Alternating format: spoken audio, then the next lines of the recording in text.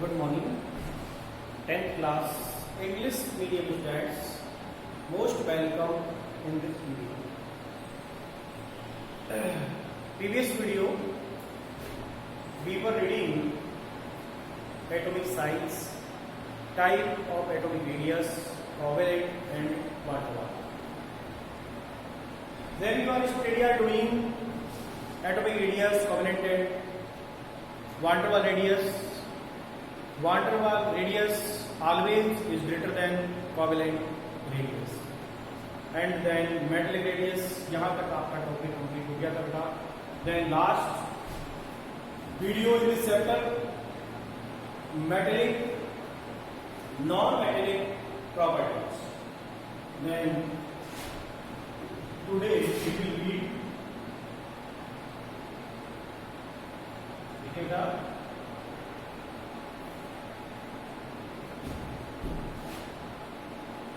class 10 subject science YSS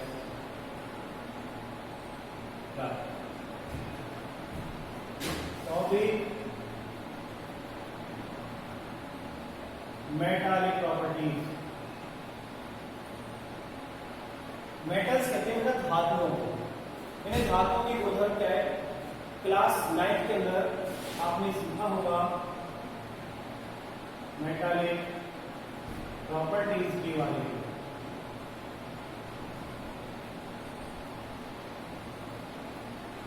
metals है क्या? those elements the tendency of formation cation by using electron of atoms in element is called its metallic properties. कोई भी element, उसका atom यदि electron lose करता है, electron loss करता है, इलेक्ट्रॉन त्यागता है, तो वो उसकी प्रॉपर्टीज कैसी होगी? कैटायन बनाने की होगी.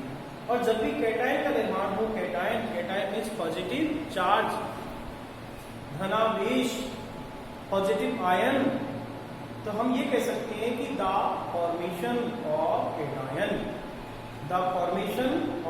Cation by losing electron of atom in elements is called its metallic properties. यदि किसी एलिमेंट का कोई एटम यदि इलेक्ट्रॉन लूज करता है, इलेक्ट्रॉन त्यागता है, लूजिंग करता है, तो उससे कैटायन का निर्माण होता है, पॉजिटिव आयन का निर्माण होता है. और the process of formation of cation is called metallic property. तो यदि कोई भी एटम इलेक्ट्रॉन लॉस करता है तो वो धनायन बनाता है. जैसे आपने पढ़ा होगा ionic radius are 2 types, anion and cation. Cation में इलेक्ट्रॉन का लूज होता है, लॉस होता है, जबकि एनायन इलेक्ट्रॉन गेन कर एक दूसरे के अपोज होते हैं. इसके अलावा देखें तो metallic property have a sonorous, यानी इनके अंदर ध्वनिक गुण होता है. Metallic property in electrically conductor, यानी विद्युत के कैसे होते हैं? सुचालक होते हैं. Metals are electrically conductor. हम कह सकते हैं कि मेटल्स आर शाइनी, धातुएं चमकीली हैं, इलेक्ट्रिकली कंडक्ट हैं, विद्युत की सुचालक हैं. और metals are property of sonorous. और metals have a sonorous, metals में ध्वनि गुण होता है, यानी पीटने पर उसमें आवाज आती है. And metals the capacity of electron losing, metals have a capacity of electron losing. Metals electron त्यागने की, लूज करने की कैपेसिटी रखती है. तो देखिएगा, यहाँ सबसे पहले बात करेंगे मेटेलिक प्रॉपर्टी. तो इसकी डेफिनेशन लिखिएगा, the tendency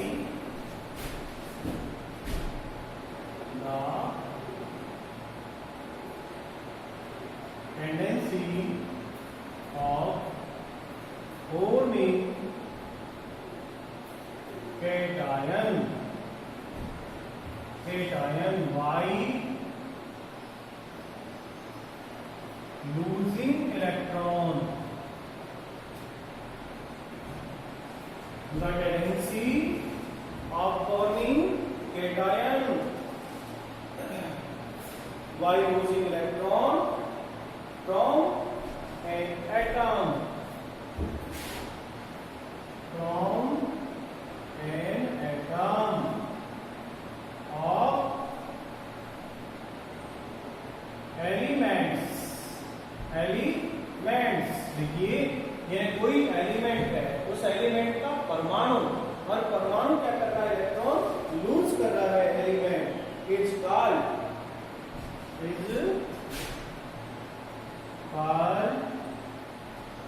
it's metallic property.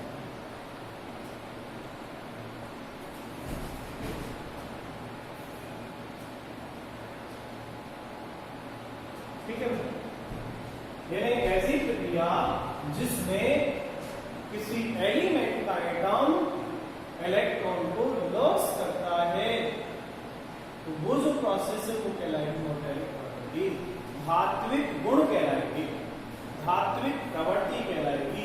हम एक लाइन ये लिख सकते हैं कि मेटालिक प्रॉपर्टी है क्या, तो हम कहते हैं metals are capacity of losing electron, यानी मेटल इलेक्ट्रॉन त्यागने की क्षमता रखती है। कैसे लिखेंगे, metals have a capacity, metals have a capacity of losing electron या loss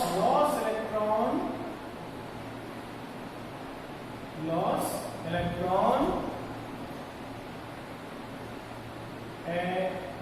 atom of element।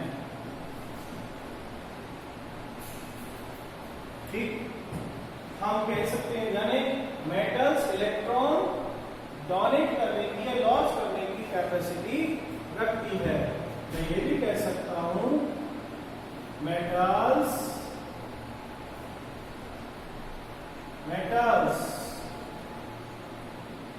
Formation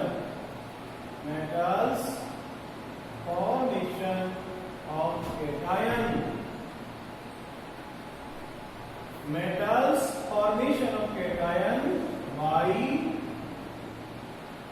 losing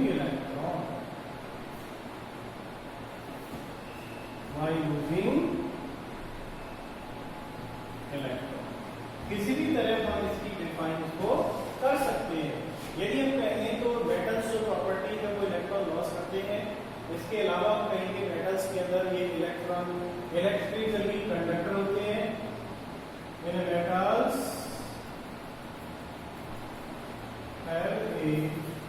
Metals have electrically conductor, विद्युत की कैसी है, सुजालक है। और अब कहेंगे मेटल्स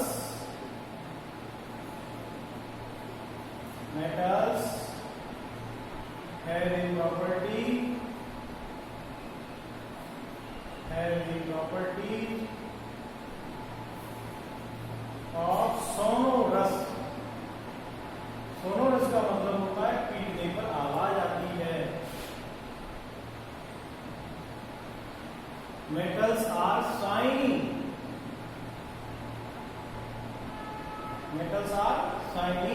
यानी धातुओं में चमक होती है। सो डिफरेंट प्रकार की प्रॉपर्टी है, आप में इसकी डेफिनेशन याद रखिए।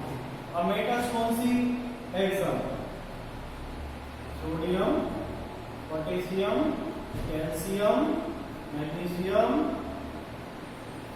ठीक है, और देखो एल्यूमिनियम, आयरन, कॉपर, ये सभी मेटल्स है, मेटलिक प्रॉपर्टी इंप्लीमेंट करती है। एग्जाम्पल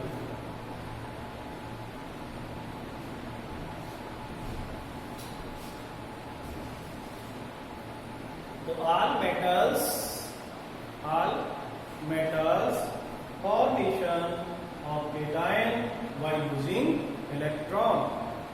सभी मेटल्स इलेक्ट्रॉन क्रॉस करके केटायन बनाते हैं.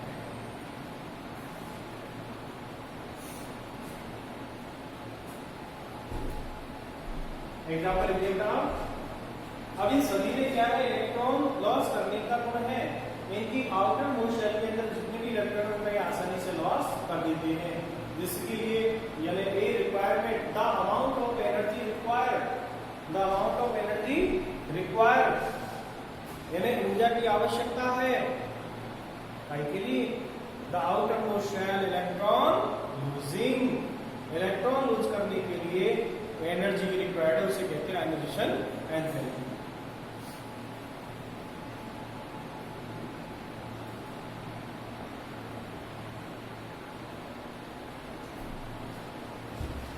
ठीक है. नेक्स्ट हम बात करेंगे non metallic property. Non metallic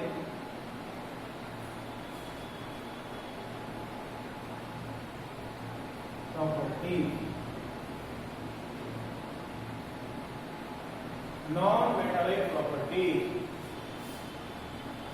इसमें आप लिखेंगे डेफिनेशन मैं बोल देता हूं. द टेंडेंसी, देखो इसका अपोजिट करना है हमें. मेटलिक का मतलब होता है धातु के गुण, धातु, धात्विक, और नॉन मेटलिक अधातु. यहां तो आप बात कर रहे थे धातुओं के गुण या धात्विक गुण. ठीक है. और यहां नॉन मेटलिक प्रॉपर्टी का मतलब होता है अधात्विक गुण.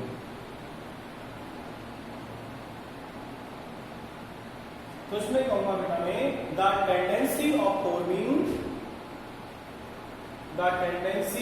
Forming anion by gaining electron, यहां इलेक्ट्रॉन गेन होगा. By gaining electron from a atom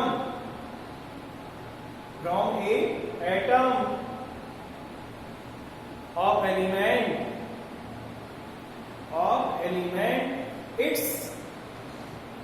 its non-metallic property. यहाँ कहेंगे from a atom of element is called its non-metallic property. देख लेता हूँ क्या है.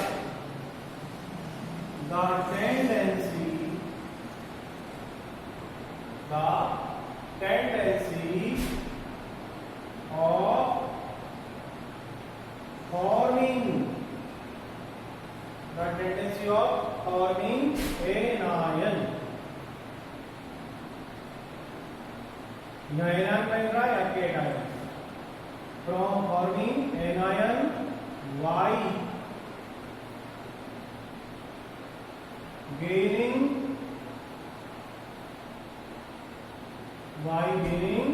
Electron from a atom of elements is called its non-metallic property.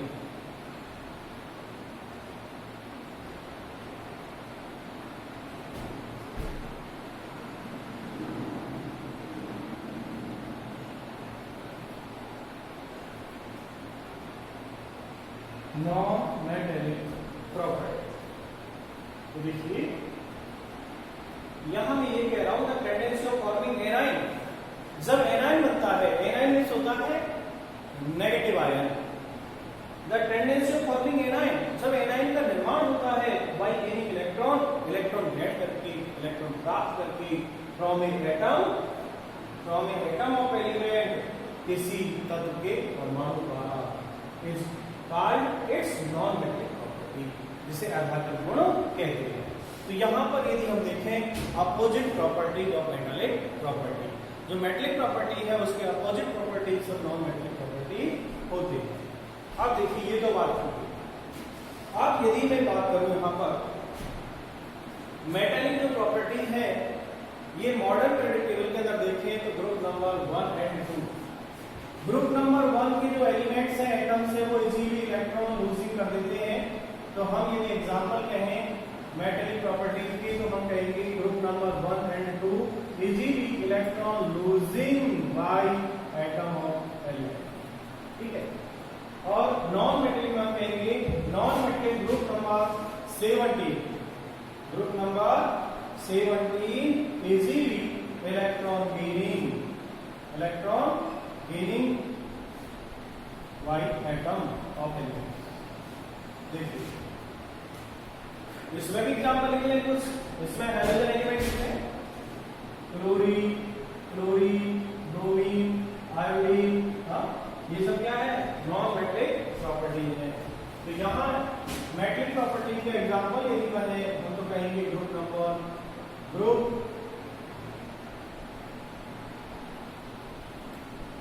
Number 1 element, group number 1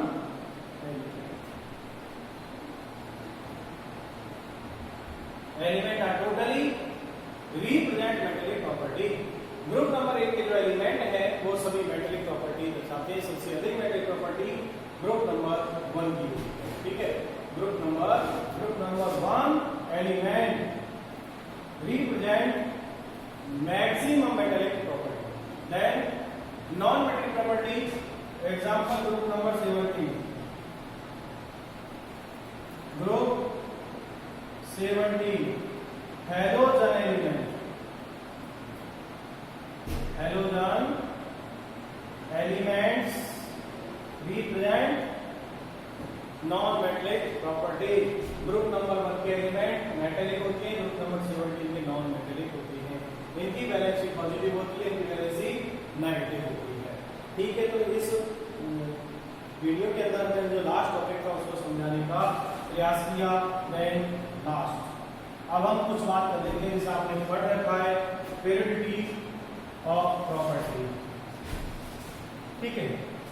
part 7 जो chapter है 7 chapter का लास्ट टॉपिक कंप्लीट हो चुका है। देन थोड़ी सी जानकारी मैं देता हूं कि जैसे ये टेबल है, ठीक है बेटा,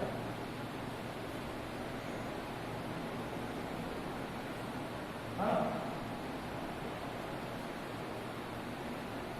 जैसे टेबल है, मान लीजिए टेबल है, ठीक है।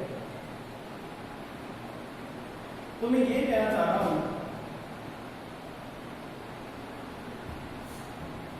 कि हमने अपने जो पढ़ा है atomic size, atomic radius, metallic property, ionisation enthalpy, electronegativity, electron enthalpy, उनके बारे में बताना चाहता हूं। देखिए यदि हम टॉप टू बॉटम जाते हैं, if we move top to bottom in a globe, if we move top to bottom in a globe, तो क्या क्या इंक्रीज होता है। देखो यहां पर atomic size, atomic radius,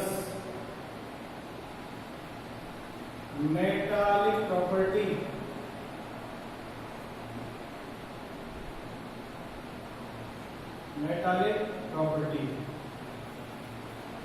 are increase. यदि हम टॉप से बॉटम में जाते हैं, atomic size, atomic radius and metallic property are increase. Then ionization enthalpy, electron enthalpy, electronegativity, non metallic property are decrease. अब हम जाते हैं left to right, left to right. तो देखिए इसमें हम क्या क्या लिखेंगे, ionization enthalpy, ionization enthalpy, electron electron gain, enthalpy, electronegativity और इफेक्टिव न्यूक्लियर चार्ज। यदि हम left to right in a period, if we move left to right in a period, ionization enthalpy, electron gain enthalpy, electronegativity, effective nuclear charge are increased,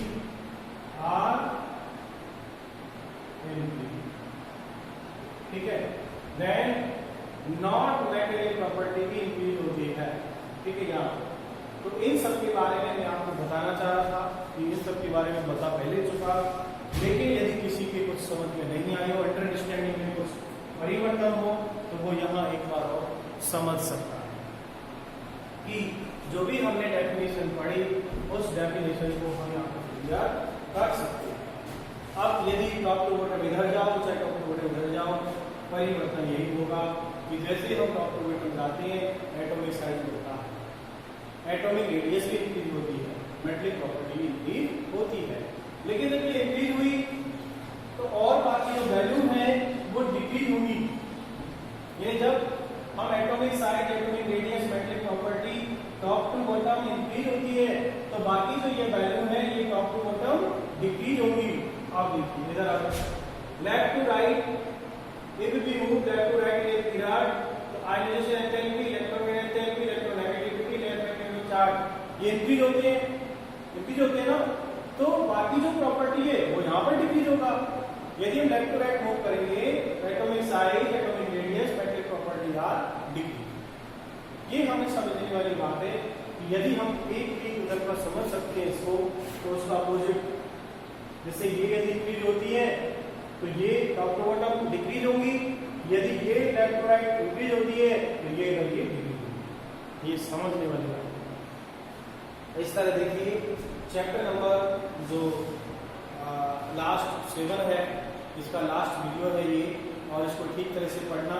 अब इस video के अंदर जो भी आपका टॉपिक ऐसा हो, रह गया हो, आप उसको समझ सकते हैं। Generally oxide of metal, basic and oxide of non metal वाले, ठीक है। ये तो आपको पहले से कुछ पढ़ा रखा है। साइड में मेरे हिसाब से देखूँ तो मैंने किसी भी प्रकार का टॉपिक इस चैप्टर में छोड़ा नहीं है। फिर भी यदि कोई स्टूडेंट्स को क्वेश्चन मिले कि सर ये क्वेश्चन नहीं पढ़ाया, तो आप मेरे से कांटेक्ट करें, मैं उस क्वेश्चन को क्लियर करूँगा। कहीं मन में शंका हो उसको भी मैं दूर करूँगा। पढ़ते समय बेटा किसी तरह का डाउट नहीं होना चाहिए, और यदि डाउट हो तो आपको जो मैसेज किया गया है उस मैसेज के अनुसार आप स्कूल आएँ, ध्यान रखें जो बताई गई है बातें गाइडलाइन का, और जो भी डाउट है वो डाउट आप लेके आएँ और डाउट को समझें, ठीक है बेटा। आज के वीडियो में मैं आपको इतना ही बताऊंगा। नेक्स्ट वीडियो में एक नए चैप्टर के साथ आपके सामने फिर आऊँगा। तब तक के लिए आप इस वीडियो को पढ़ते रहें, समझते रहें। 7 चैप्टर जहाँ से प्रारंभ किया गया है, ठीक है, एटॉमिक थ्योरी से लेकर के और पेरियोडिक टेबल तक, तो उसको समझने का प्रयास करना। यदि कोई अक्षर आपके समझ में नहीं आए तो थोड़ा गौर करके उसको देखें, और बेटा बुक की भी हेल्प लें, ठीक है। बुक की हेल्प लेते हुए आप स्टडी करते जाएं। Thank you very much.